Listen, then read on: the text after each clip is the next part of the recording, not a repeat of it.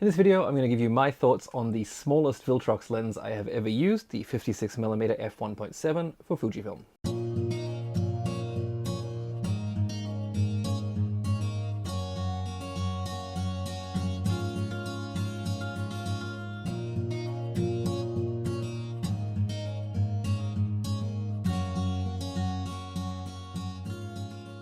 Hi everyone and welcome back to my channel. In this video I'll be giving you my full review of the tiny Viltrox 56mm f1.7 for APS-C systems, and in this case the Fujifilm X system. Now, Viltrox is on a bit of a warpath to disrupt the status quo of the lens industry, much like Sigma and Tamron have done in the past, and their high quality, sort of budget-friendly offerings over the past couple of years have been nothing short of excellent in this regard.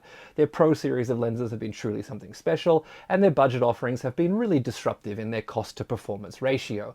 Now, in this video, I want to look at the tiny, lightweight 56mm f1.7 from Viltrox and see if it's continuing that trend. Now, this video will focus on this lens in a bubble and talk about whether or not it's worth investing in, but if you'd like to see it compared to several other lenses, such as Sigma's 56mm or the Meiki 55mm, and even the older Viltrox 56mm f1.4, do head over and check out my comparison video next. Now, I'll link that above and below for you, but fair warning, that's a long one. Now, for now though, let's chat about this little lens and see if it is sort of full of magic for the very modest asking price of $169. Now, at this price point, Viltrox is not going to be able to match the build quality of their Pro line of lenses. There's no weather sealing here, and the whole lens is plastic except for the mount. Now, it's decent feeling, but unfortunately it's not made from those sort of really nice feeling composite plastics that we find on some more expensive lenses. This one definitely feels a lot cheaper, especially in the manual focus ring, which feels very plasticky and sort of loose and sloppy as well.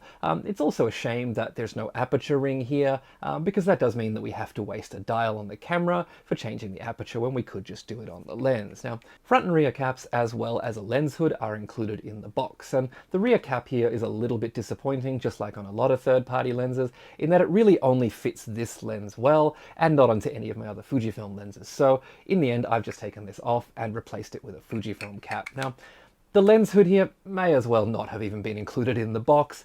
It does nothing to protect stray light or to protect the lens from being knocked. It's purely cosmetic and you might as well not even take it out with you. Overall, at $169 and weighing it at 170 grams, we really can't expect miracles in terms of build quality, but the whole build does match the price point very well, so you get what you pay for, as they say. Viltrox does a great job with their stepping motors, and every lens they've made so far has had absolutely rapid autofocus, but this lens is helped along even more by the fact that the elements are so tiny and light. The autofocus is absolutely lightning and extremely accurate in both AFS and AFC. Now, when it first arrived, I did notice a few issues with focusing close to the lens, but they seem to have been resolved in a recent firmware update, and since updating I haven't noticed any struggles with the lens at all. But to get an idea of just how quick the autofocus is, let's quickly watch it cycle through in AFS.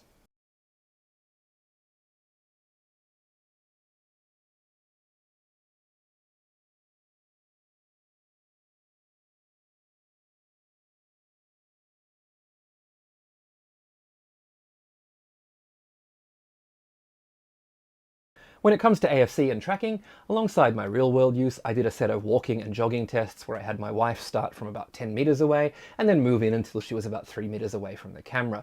This lens missed only one frame out of 97 in the whole set that I shot, which is extremely impressive. Now, I recommend checking out my comparison video to see how some of the other 56mm lenses on the market compare, but let's just say for this one, it's a really, really good performer. Out in the real world, this lens is easily able to latch onto and hold onto subjects in AFC at a moment's notice, making it a great tool for tracking subjects.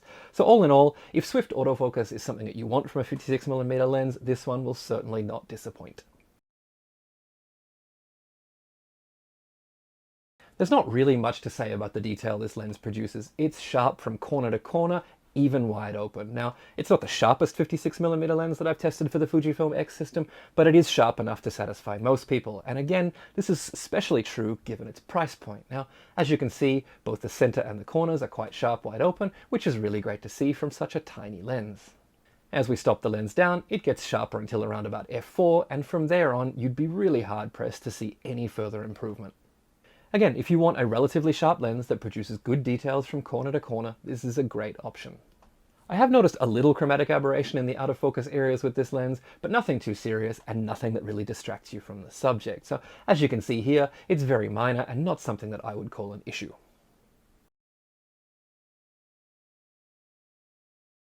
Now the f1.7 maximum aperture here isn't going to result in the ridiculously shallow depth of field that you get from something like the Fujinon XF 56mm f1.2, or even as shallow depth of field as you're going to get from some of the f1.4 lenses out there, despite its minimum focus distance of only 50 centimeters. However, it does do a good job of rendering the bokeh that it makes, in my opinion. I've noticed it being quite smooth and non-distracting in both natural and man-made settings, with nothing too offensive to break up the smoothness of the bokeh. So let's take a look at a few examples.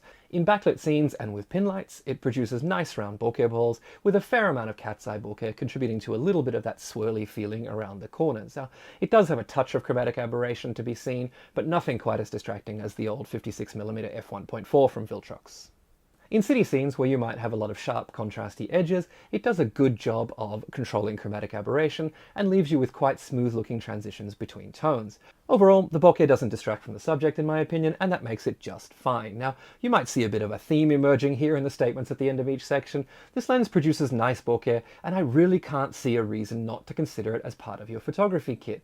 It does a great job, especially considering the low price point and the slower maximum aperture. Flare and ghosting are reasonably well controlled with this lens, and most of the time they're nothing to worry about. But as with every Viltrox lens that I've used to date though, when they do happen, they tend to take over the image a little bit, and it's best just to shield the lens and completely eliminate flare and ghosting. When the sun is just outside the frame, this often results in half of the image sort of being cut off by flare, and sometimes some ugly ghosts popping up around the frame. When the sun is in the frame as well, all bets are off. Flare and ghosting can get quite intense, so it's definitely best to avoid situations where they might appear with this lens.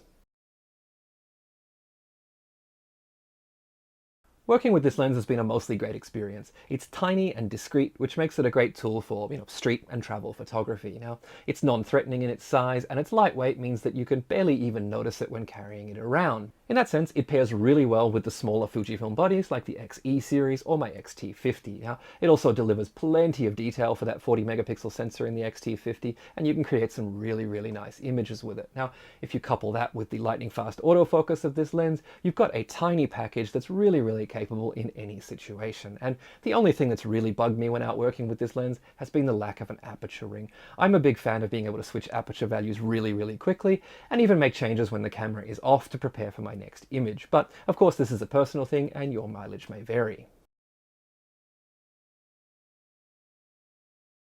At $169, and possibly even cheaper if they have a sale, this lens is a really, really great option. If you don't want a manual focus, you don't mind the lack of weather resistance, you don't need the shallowest depth of field possible, and just want a snappy, sharp, and ultra-portable lens, it's really hard to go wrong with the Viltrox 56mm f1.7. But when you consider the competition around it, the decision does get a little bit more nuanced. Now, a couple of the lenses that I compared it to in my 56mm showdown were the Meiki 55mm f1.4 and the TT Artisan 56mm f1.8. Now, these are great lenses and they're very close in price to this one, so the decision between them is really going to come down to what you prioritize in a lens. But I do recommend that if you're looking at one of them, to compare all three of those before making your decision, as they each have pros and cons, and they are very, very similar in price. Now, if you're a Viltrox fan and you're comparing between their f1.4 and their f1.7 lenses, there really is no comparison. Viltrox have essentially just sort of pushed their original 56mm out of the market